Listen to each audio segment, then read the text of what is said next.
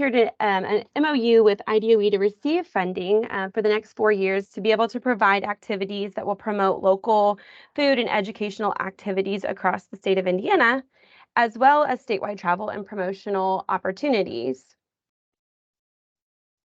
One thing that I would like to share with you is our Harvest of the Month, and we'll go into this a little bit more.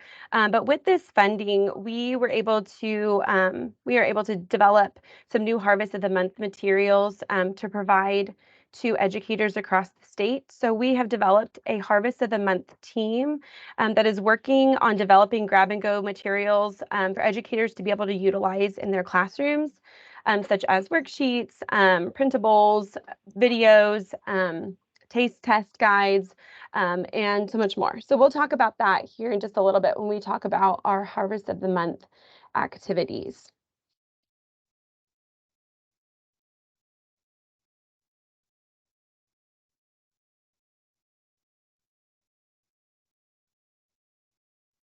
Okay.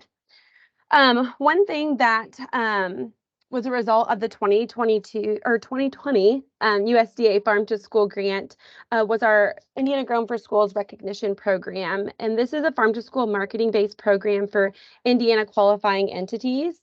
K-12 schools can receive certification by individual buildings or by and not by the corporation. So this is an opportunity for schools to be able to showcase existing projects, practices within each pillar of Farm to School.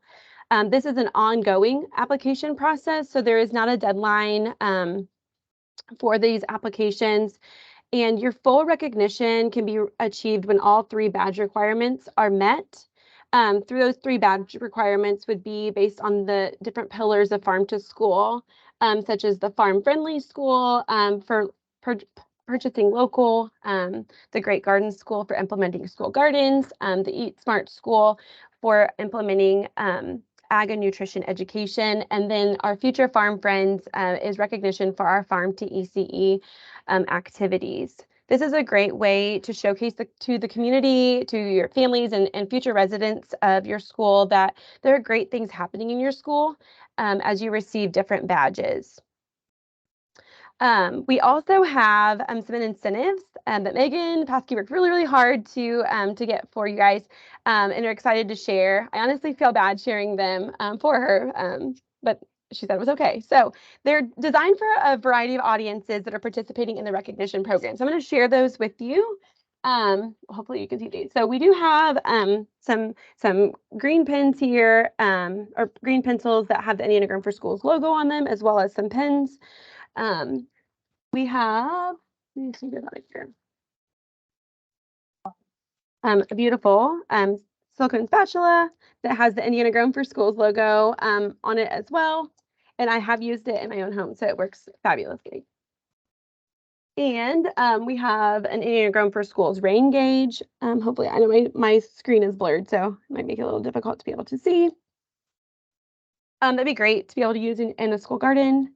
And for our food service directors, we have a bench scraper. I know it's hard to see with the glare, but it does have the engraved Indiana Grown for Schools logo on it as well. And they come in 2 different colors, purple and black. We do have embroidered aprons for our food service staff as well, and that has the Indiana Grown for Schools logo. So super exciting stuff. Those are just a couple of the items that we are excited to be able to share with those who implement the recognition program. I'm losing all of my products here. All right. Go ahead and move on.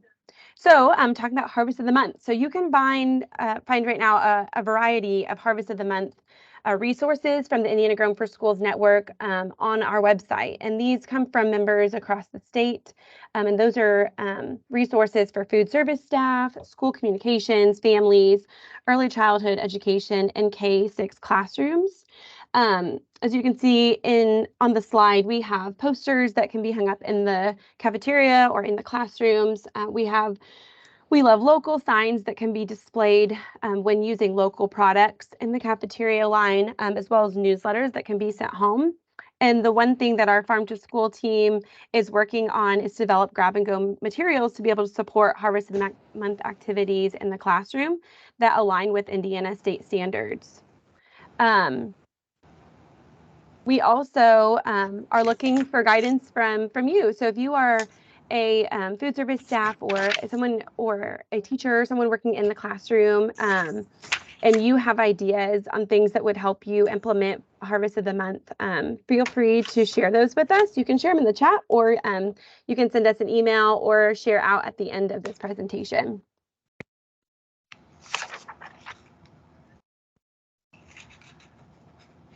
All right, here are some other resources that we can provide to those who are working on building or expanding a farm to school program.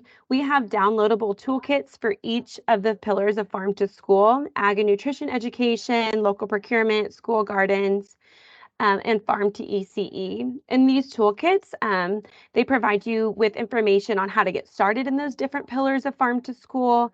They provide you with resources, recommendations, guidelines, hands-on applications, community engagement opportunities, success stories, and more. And Hannah from IDOE will be sharing a little bit more about local procurement and some information that the Indiana Department of Education can also provide to you. Another resource that we have on our website is the Buyer's Guide. We do have hard copies that can be mailed to you, but we also have an online producer directory map that is kept up to date, whereas the Buyer's Guides have already been printed. But like I said, we are always eager to support you in finding local producers. And if you are a producer who is interested in selling to schools, or you already do and are not on our website, you can submit your information on our procurement page, and we can add that to the website for you. We also have our Harvest of the Month database, as we talked about just a second ago. And then if you missed the 2022 webinar series, we have recordings on our website, which are a valuable tool in understanding the different areas of farm to school and learning from those around the community and across the state. Another way to stay informed about what's going on or what resources are available is by joining the monthly newsletters and monthly newsletter listserv. So you can sign up online, or you can send me an email and I can get you added to that list. Those go out monthly and provide resources, funding opportunities, news and events in Indiana and across the nation regarding farm to school.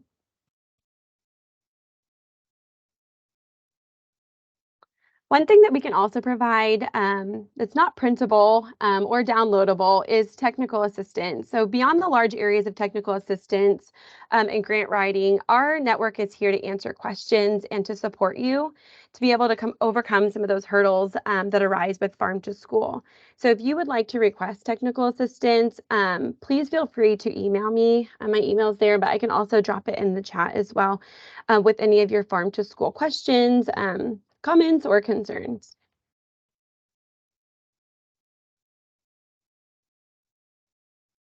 All right, we are going to turn it over to our friends at the Indiana Department of Education.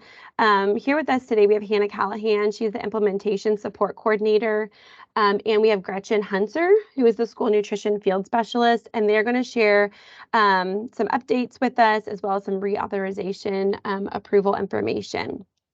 So I'm going to stop sharing my screen so that they are able to share theirs. Yeah, so hi everyone. My name is Hannah Callahan, and as Brianna said, I am with the Indiana Department of Education, and I am just going to share my screen quickly.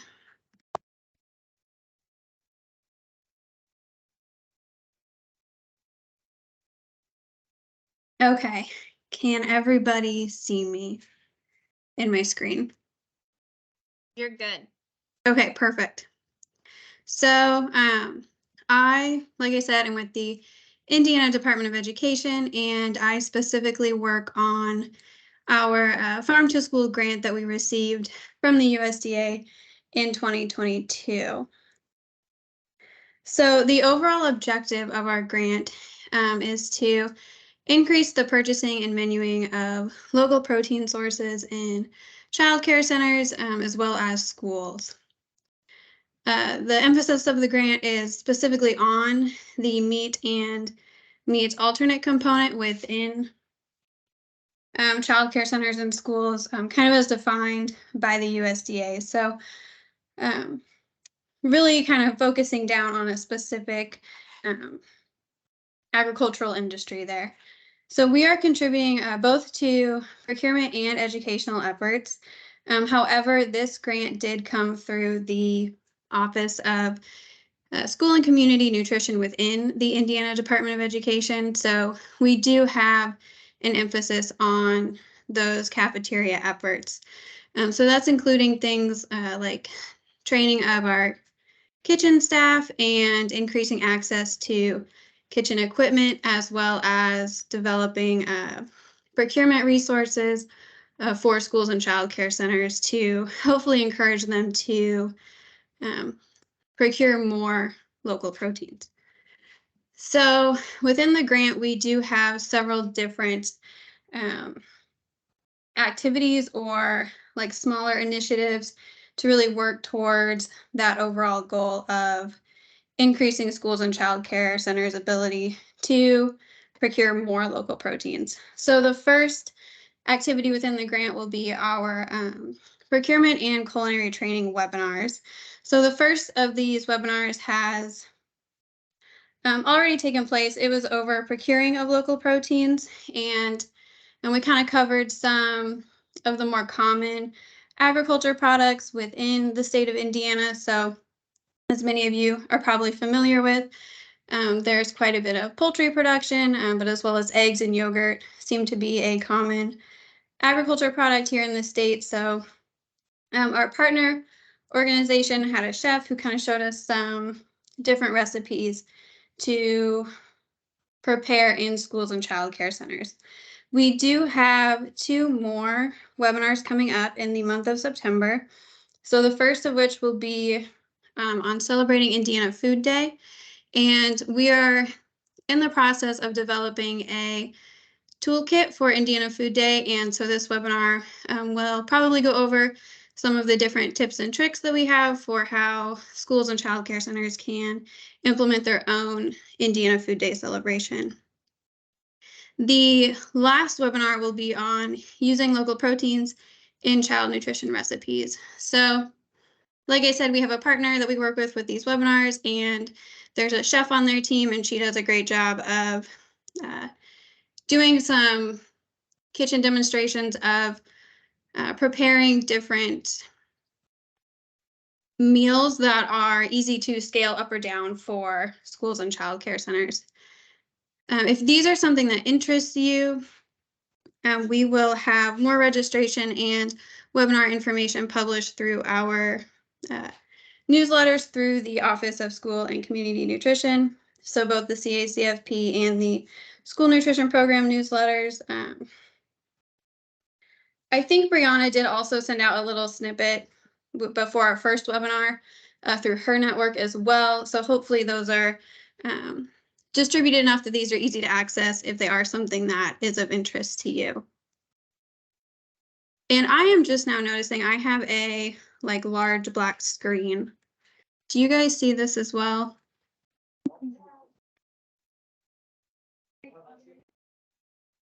See a black screen. Okay. It No, must it's just be my all computer. good. Yeah. Okay, Yeah. perfect. Okay. So the next grant activity that we have within the overall grant is a sub-grant opportunity available to schools and child care centers. So this sub-grant is really focusing on improving that kitchen equipment piece of the ability of schools and child care centers to utilize local proteins. So we approached it with a couple different sub-grant options. So the first of which was an easy apply option, which was meant to be very approachable for schools and child care centers to come into the application and just very easily choose from several different pieces of kitchen equipment that we had identified as useful in the preparation of protein products. meant to be very simple and just select a preset list and then answer a few more questions. And then that was really the extent of our application. The second application option was an open proposal, and this was oriented towards schools and childcare centers who had kitchen projects, which were maybe a little bit larger or very specific to a site's operations, so that they could kind of ask specifically for what they needed. This option was also open to educational projects, so we did see a wide range of interest for efforts in the cafeteria, as well as efforts in the classroom through implementing different types of curriculum. And there were several applications where we saw sort of an overlap of educational projects combined with an effort taking place in the cafeteria. So this subgrant opportunity is currently closed. We closed it at the end of February, and we are now in the evaluation process of the application. So I don't want to get too much into some of these specific projects that we hope to see come to fruition throughout the year because we are still evaluating applicants. But I do want to highlight that we did receive a wide range of interest. So both in the types of applicants we got several schools as well as child care centers, and then we also got a mix of just different types of project proposals. And I did throw up a map here of the state and where we got interest from, just to kind of highlight where that interest came from throughout the state. This map is colored by census tract, so it's not necessarily proportionate to the level of interest in each of those areas. So like the rural areas are showing up much larger than the urban areas. But it does give a representation of where we received interest throughout the state, which was a pretty good spread. We did have a bit of a gap there on that western side is a little thin, but a wide range of interest, which was really encouraging to see. The last activity within the grant is the development of some procurement resources. So we have the Indiana Food Day toolkit. I kind of mentioned that earlier. Indiana Food Day is something that we encourage schools and child care centers to celebrate during the month of October to highlight a specific Indiana agricultural product. This year, the focus is on local proteins just in general. So any local protein, any meat product, and beans and yogurt and eggs are also included in that. And we work on that with some other industry partners. So hopefully we get that rolling here and then published later in the year for schools to access prior to planning their Indiana Food Day celebration. The last item within the grant will be a local procurement guide, which will be specific to local proteins to fit with the rest of the grant. So what we are going to do here is collect data from all of our subgrantees who are awarded through our subgrant, but then hopefully going through the procurement process of local proteins. And we are looking to learn from sort of their experiences through that local procurement process, and then compile that into a guide, which will be available hopefully in 2024 through the Indiana Department of Ed. And that is all that I have on our Farm to School grant that we're currently working on. There is my contact information. If anyone has any further questions or interests on the grant in general or anything associated with what I talked about. But that is all that I have. So I will pull my screen out here.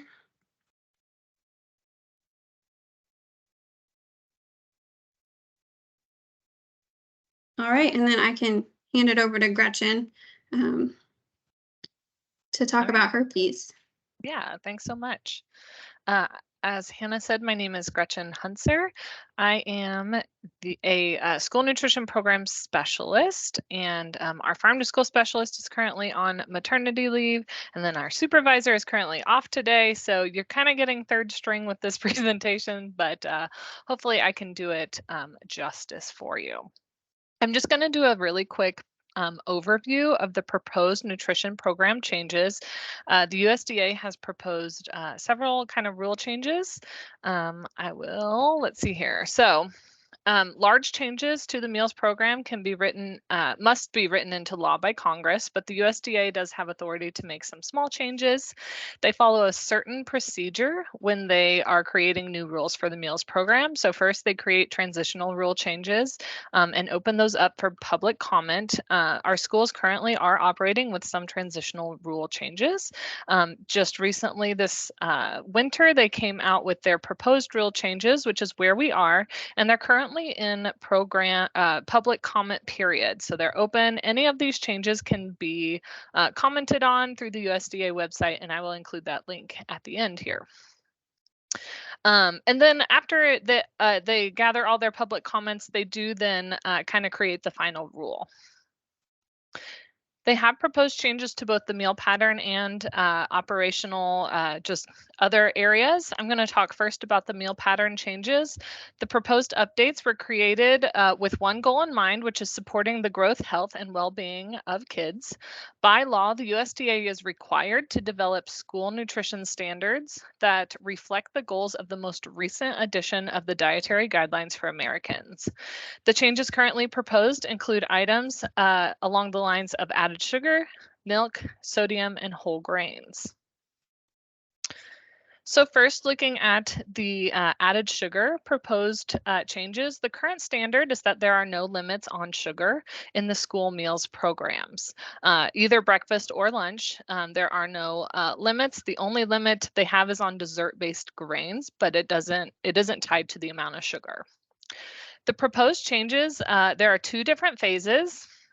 Phase one would be a product-based limit for grain-based desserts, breakfast cereals, yogurts, and flavored milks effective in school year 25-26. Phase two is weekly added sugars, adding a weekly added sugar limit that must average less than 10% of the calories per meal. This would go into effect in school year 27-28. The proposed changes around milk. The current standard is that flavored milk can be fat-free or 1% and may be offered to any child, kindergarten through 12th grade. Plain white milk must be offered at each meal service. The proposed changes maintain the requirement that unflavored milk be offered to each meal service. And then it adds an added sugar limit for flavored milk. And then they're really seeking comment on options 1 and 2. Option 1 would be to allow only unflavored milk for grades K through 8 and allow flavored milk and unflavored for grades 9 through 12, or allow any unflavored milk for grades K through 5, and then allow flavored and unflavored milk for grades 6 through 12. Either proposal would be effective in school year 25-26. The second option would be to continue to allow flavored milk in all grades K through 12.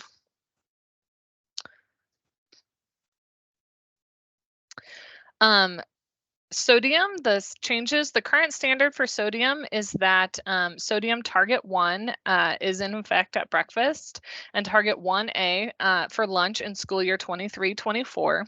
There was originally a 3-phase reduction, which was suspended several years ago. And then this interim rule is the target 1 and then target 1A.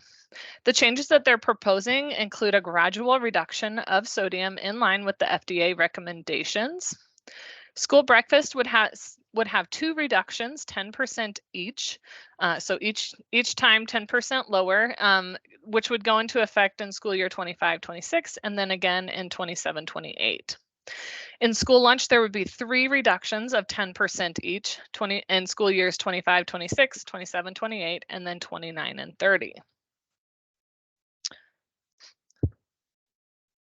For whole grains, the current standard is that 80% of the grains offered over the course of the week must be from whole grain rich items. The remaining grains must be, oh, not whole grain rich, they must be enriched. I messed that slide up. So 80% must be whole grain rich, the remaining grains must be enriched. The proposed changes come with two different options. The first would be to keep the current standard of the 80%. Option 2 would require all grains to meet a whole grain rich requirement, except enriched grains may be offered one day each school week. So it's really just a different way of figuring out that 80%. So keep the current standard that you can kind of mix and match throughout the week as long as 80% are whole grain rich, or just have a 1 day per week allowance for enriched grains. So those are the meal pattern changes. Additional proposed changes affect several different areas. First is the after-school snack program.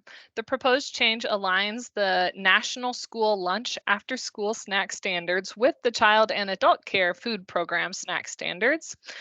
This would require snacks to include 2 of the following 5 components: milk, vegetable, fruits, grains, or meat alternate.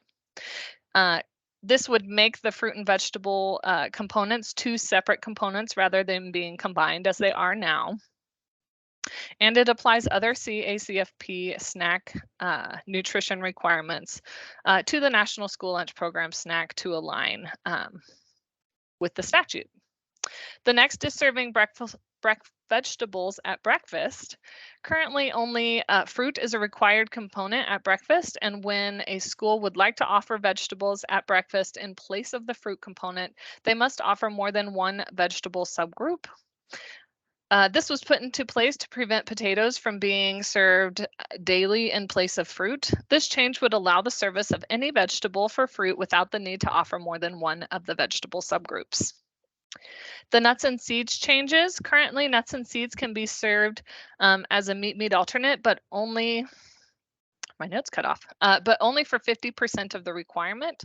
The change would allow nuts and or seeds to make up 100% of the meat alternate component in a meal. Additional changes include professional standards. Currently, there are hiring standards in place based on school corporation size. The change would allow medium and larger corporations, which are corporations with over 2,500 students in enrollment, to hire a person with only a high school diploma as long as they have 10 years or more experience in child nutrition programs. Currently, medium and large size corporations are required to hire professionals with additional education beyond a high school diploma. The next change would be Smart Snacks, a hummus exemption. This would add hummus to the list of foods exempt from the total fat requirements for Smart Snack standards. No other standards or none of the current regulations would change. It just adds hummus as an exempt item.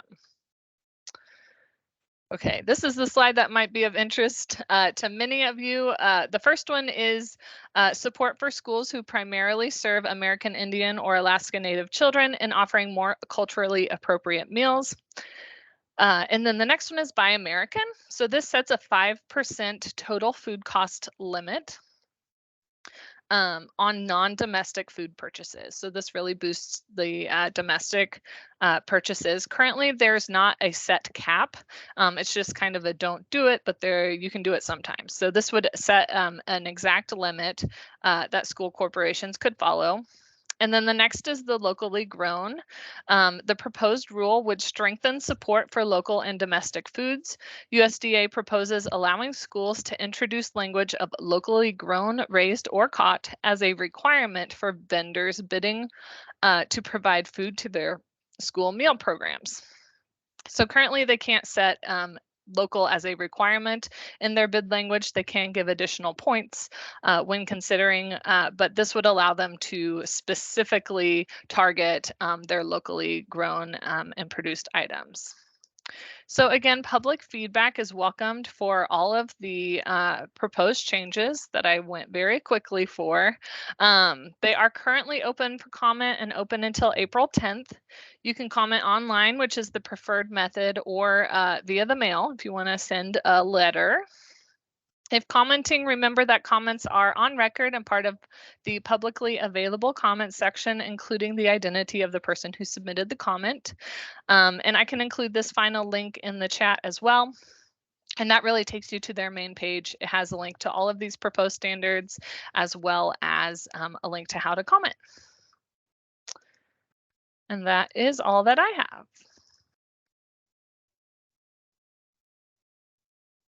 Wonderful. Thank you, Hannah and Gretchen, for sharing. And I will make sure that their presentations are sent in a follow-up email as well.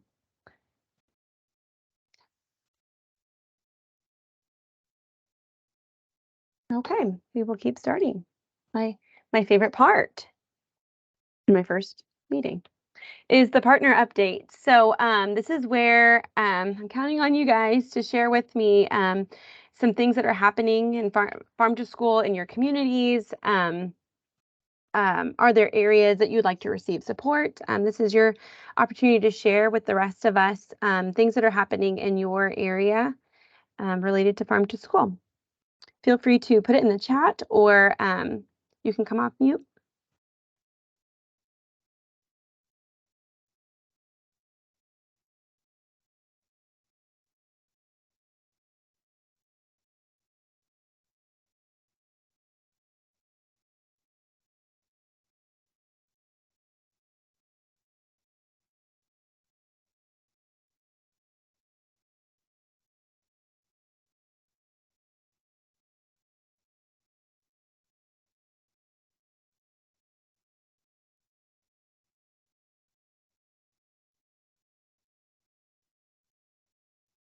To be a little bit more specific, did we have anyone on the call who submitted a USDA Farm to School grant for 2023 that would like to share a little bit more information about their project or their goals in their community?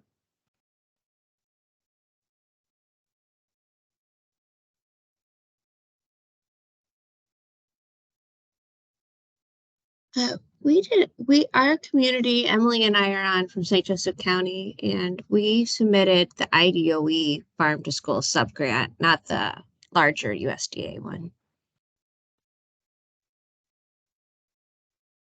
Thank you for sharing.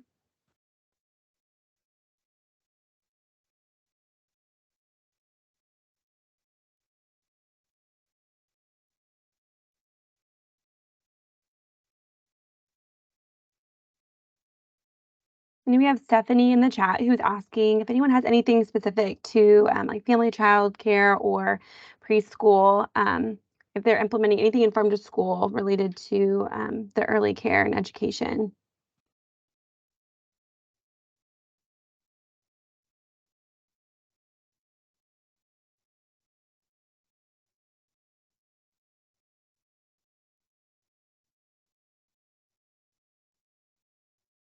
Emily, do you want to take that? We just met with El Campito, and I know you just met with them this week, and they have some pretty cool ideas about their farm.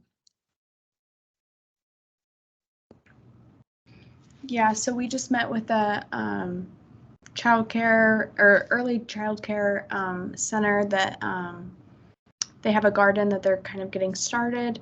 I know they're doing like native plants around the outside. They had Notre Dame help with some irrigation.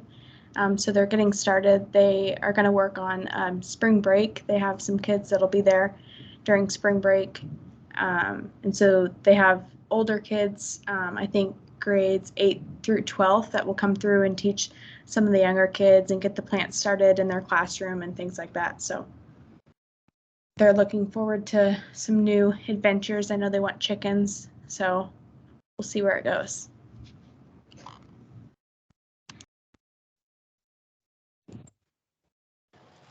Hello, my name is Diana Bowman. I'm at Newcastle High School, and this is our first time to do anything with this group. I'm really excited about our project, and thank you for everything. It's awesome.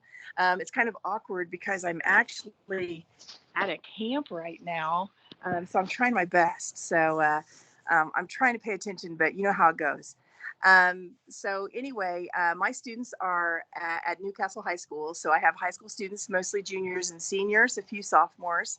And I'm using this opportunity to have my environmental science students actually create a garden. And we're doing it, we call it the Door Number 2 project. And we have a 35 feet long by 22 feet wide raised bed garden. The students have done the designing. We have procured a lot of donated materials, which is fantastic. And now we are about in the construction phase. I made the kids do all the math. How many, 8 by 10s do we need, and how many 2 by 6s do we need, and all those kinds of things. So it's been a big kind of a math project for a while. And now they're into calculating cubic yards of things. We've explored different kinds of beds, raised beds that are self-wicking, raised beds that are using hugelkultur, raised beds that, don't cost $1 million per raised bed, and those kinds of things. So that's kind of where we're at now. We have some renderings that the kids have designed digitally, and if I was on a computer right now, I would share them with you because they're fantastic. We're going vertical with our garden, so there'll be lots of arches. We have 7 raised beds. Each one is 7 feet long by 4 feet wide. And they're going to be 36 inches deep because the students have decided to go with hugelkultur with a little bit of self-wicking at the same time. So it's a big project. It's going to be really fun. And we've had a lot of community support to help us with donations and those kinds of things. And so far, the only thing I've spent money on is I paid an artist on Fiverr to do some professional renderings for us so that we could then go out and present those renderings to other community groups to hopefully get some more donations. So it's been kind of a fun thing to do so far. And we hope to do construction in the next 2.5 weeks. The school has to remove some electrical fixtures that are buried in the ground on our garden site. And they promise that they're going to have those done by the end of spring break. So we will be placing raised beds and starting on our water feature the week after spring break.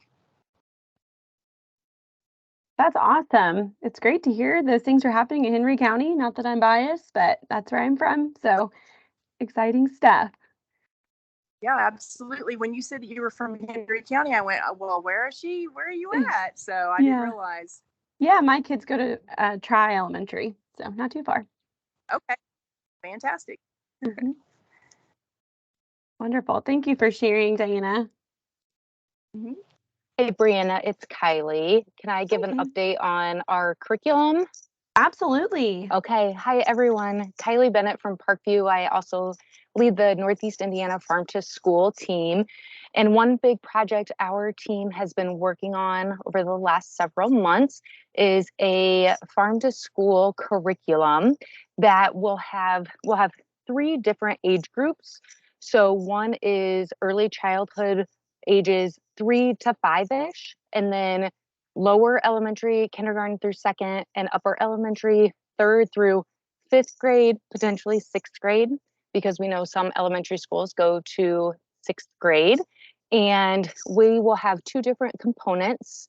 One is focused on nutrition, the other on agriculture. And we have 2 subcommittees that are actually now working together to have some uniformity with the curriculum. So we're excited about that. But we will be finished with our drafts of the curriculum here in the next several months. And that is something that we are excited and want to share with the state. We are really trying to focus our lessons on the state of Indiana, the Midwest area, because we know there's not a ton of stuff out there, especially with our more unique growing season or shortened growing season that we have here.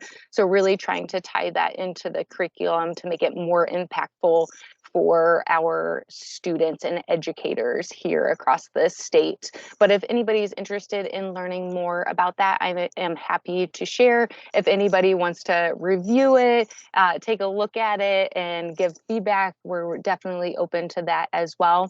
And then it will also be tied to the Indiana state standards, so making that a little bit easier for our educators as well. So just wanted to share. Thank you for sharing, Kylie. I know there's some excitement in the chat happening around your curriculum. Partners asking, what is the best way for them to contact you if they are interested in learning more about your curriculum? Yes, I will put my email in the chat and you can just reach out to me that way, and I'm happy to get you connected. Wonderful, thank you. And I know I shared a little bit about our Harvest of the Month team earlier, but Kylie is one of the members that's also on that team that's helping to develop some grab and go materials for our classrooms.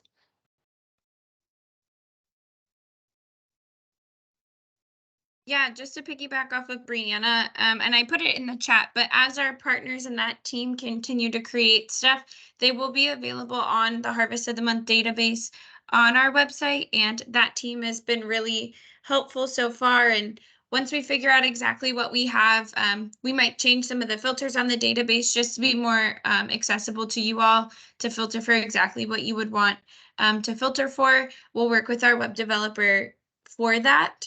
But Brianna will blast all of that out when it is available to via the newsletter and emails. She's really good about letting you guys all know about the exciting stuff happening, and this will be no exception.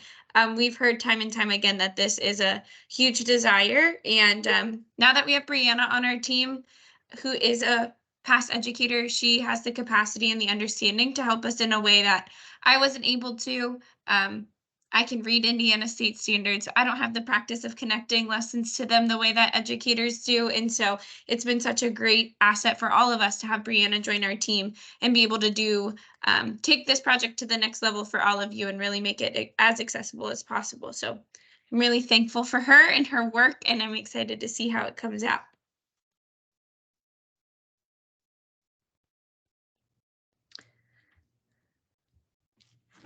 Hi, this is Janet Katz. I work with Kylie up here in the northeastern part of the state, and I'm also happy to share an update on the Harvest of the Month program that we have up here. Kylie and her team at Parkview in their youth well-being group really organize a wonderful Harvest of the Month taste test program. That we have one product every month. Last month was radishes. This month is pickled beets. And we have over 2,000 students who are having taste tests, classroom-based taste tests. And it's going really, really well, getting a lot of great feedback from the schools that are participating. So that's really exciting. And then to accompany that, I'm working on our organization, the Northeast Indiana Local Food Network, is working on a series of farm videos. Again, we have just finished up our radish video. So that's gonna be put in our newsletter today. And I'm really hoping to have the opportunity to share those videos also among the Harvest of the Month resources that you're gathering there. When we finished, these were funded through a 2021 USDA Farm to School grant.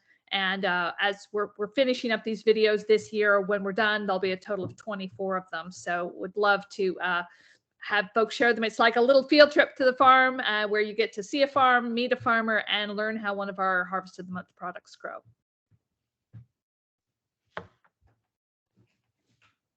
Wonderful, thank you for sharing. There's a lot of great things happening in the Northeast region and just a wealth of information from that group. Does anyone else have anything that they would like to share that they're doing in their communities? If you are interested in Harvest of the Month or you would like to do Harvest of the Month and you are looking for specific resources, what would those resources be? If you don't mind sharing, you can even share in the chat if you don't want to come off the mic.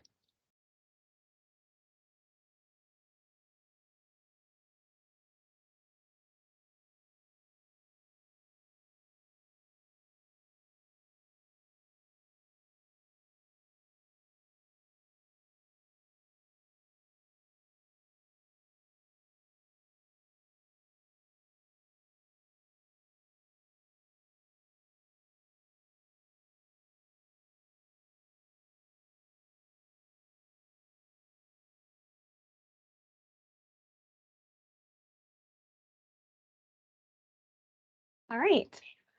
If something comes up, you can always contact us and let us know what you're doing. We would love to be able to share your stories with the rest of the network through our Facebook, Instagram, Twitter accounts, and our monthly newsletters. We can also post your success stories on our website. And your success stories don't have to be huge. They can be something small, just showing the rest of the network that those small steps are possible. So feel free to let us know what you have going on in your area just by sending us an email. My email and Megan's email, we can both forward one, whoever you choose to send it to, it can be forwarded to the next person. So if you're not following us on our social media accounts, I encourage you to do so. We try to post some success stories, some informational resources, event activities that are going on across the Farm to School network. All right, and last but not least, we do have open for questions. I know that we were able to share some things that are happening, but we'd also like to know how we can support you or answer your questions while we're all together here today.